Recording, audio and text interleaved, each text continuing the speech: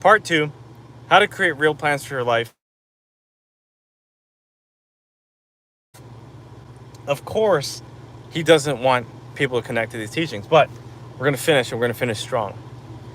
The bottom line is that you can do this, all right? You can make powerful plans. The third about creating powerful plans for your life is to set big goals, okay? Set big goals that you believe in, even if they seem so unreasonable right now. I'm not saying set ridiculous goals where you want to be a quintillionaire. I'm not saying that, okay? If you set ridiculous goals and you say you want 1,000 wives, it's not going to happen. But if you say, you're young and you say you want to become the president of the United States or your country, or you want to become a CEO or entrepreneur or millionaire, you can do that, okay? Even if your parents don't make that much money, even if your circumstances seem bleak, even if things might appear to be difficult, the reality is that this is not the reality. You can do anything because we have imagination, which can turn into our fantasies. But our fantasy can be a reality, and our reality needs to become a fantasy. But if you don't dream big enough, you're never going to be able to see that. You're never going to be able to do that because you're going to disconnect from what is possible simply because you believe in what is happening right now. And so a lot of people limit themselves because they cannot see that there's far more than what is in front of them. Okay, they only see the 1st and the 15th of the month. They only see that there's certain people around them right now. They only see the digits in their bank account. And so they make decisions based on their current reality and who they are and where they're at. But here's the truth. If you allow your reality to become bigger than your dreams, then your dreams can never become your reality. And in order to change your reality, you got to change your mentality. You got to change the way you think about yourself, about your life, about where you're going, and most importantly, who you're becoming and who God wants you to be. Because a lot of people don't factor in God in their decisions. They don't believe that He is the master planner of their lives. And I can tell you that this has been one of my most challenging years. But every single step along the way, I always see God's hand in my life. I always see He's right there by my side, no matter what. I've been in so many impossible situations in my life. And He has bailed me out time after time again. He sent the right people at the right time in the right way. And I can't ever look back and be like, oh, well, God wasn't there. I can't say that, and nor can you. Right? Now, if you're not a believer, then you're not going to understand this. But if you're a believer, and you ask yourself, where was I a year ago? Where was I 5 years ago, 10 years ago? And was God there? Right? And you actually have wisdom. The answer is absolutely. He was there. He's always been there. And He's always going to be there. He was there before your ancestors were even born. And He's going to be there for the promulgation of time. Infinity, right? Your kids. And if you don't have kids, then the people that live here, their kids, right?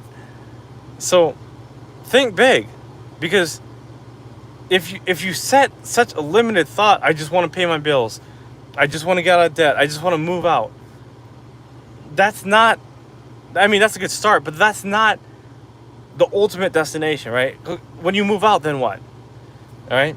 When you start your business, then what? When you get married, then what? Or when you get the divorce, then what? What's next, right?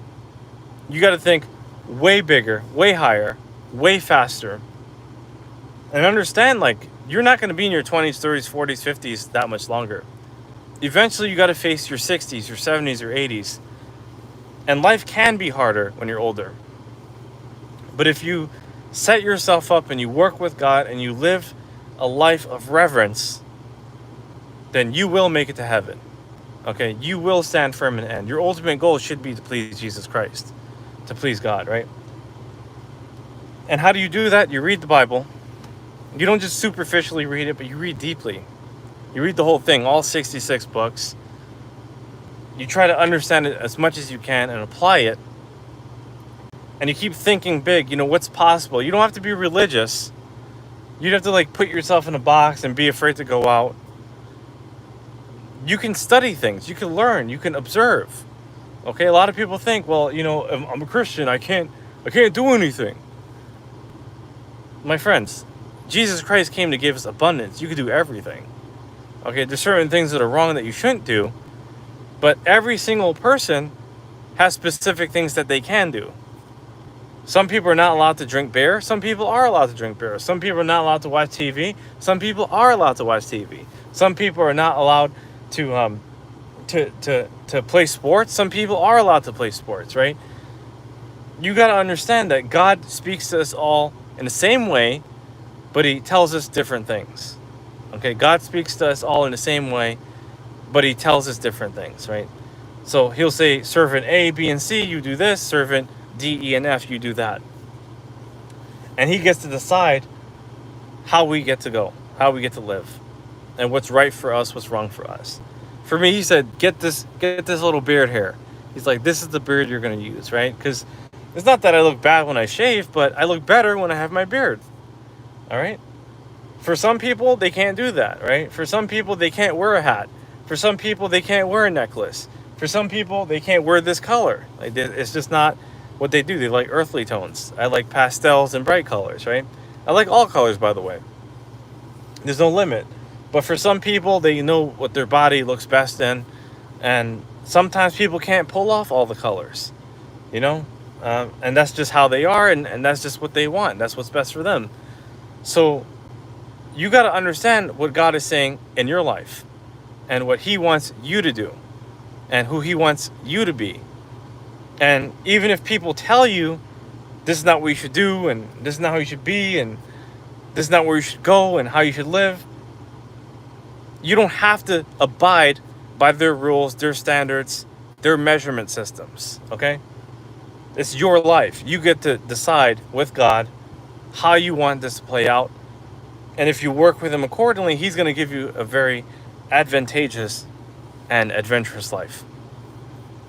So the fourth point, I would say, is studying and really knowing yourself, because personal development is the biggest key to success. All right, there's no way around it. Even today I was journaling. The day before I was journaling. Actually, yesterday I was journaling 3 days in a row. I couldn't journal 4 days ago because I had a lot of engagements and I knew that. And so I journaled the day before and the day after. But writing down your thoughts, right? Having people to talk to. Because a lot of people are not getting what they want, right? They're not able to express their full thoughts. And so they come out and they just bolt out the door, late to the jobs, coffee spilling all over their lap as they're making it to work. Or if they're working from home, they're in their pajamas, uncomfortable, because they had to now wake up and leave their kids and their dog by their side, and they got to go answer this Zoom call, or they got to go handle this problem at the bank, or submit themselves in some random factory, right? Or put on their whole uniform that they don't even believe in, right? And so they feel reactive to life. But the reality is that if you are developing yourself, especially more than the people around you, you're going to be proactive in life. Okay? You're going to be ahead of people, because you're going to see yourself as a greater person, but you're also going to see people as a better version of themselves. All right? It's not that you're just better than them and you look down on them like a piece of scum and you assume that they're a bum. You actually look up and you're like, man, this guy working at this job at this little cashier spot, he can be in a way higher position than he is right now. He doesn't have to confine himself to this little position, He doesn't have to be a little stock clerk. It's not noble, right? It's not a bad position to be in. But could a lot of people be in better positions? And when you develop yourself, not only will you rise above and reach higher levels of success, but the people around you will be leveled up. They're not going to admit it, okay? A lot of people, I reach millions of people a day, and not everyone is going to say, oh, Daniel Alley, you helped me level up. There's a lot of people that study me and they'll never admit it. Okay? Most of the people that study me, especially online, they'll never admit it. When I go to the gym, no one's going to be like, yo, man, I like what you did. I like how you lifted weights. I like how you play basketball. I like your style of running. I like what you were wearing. No one's going to say that, but they're going to emulate that, right? They're going to do that the next day. They're going to go tell their boyfriends, their girlfriends. They're going to level up because people are basically like monkeys. Ooh, ooh, ah, ah. They see one person doing something and they want to do exactly what they see, right? Monkey see, monkey do. People see,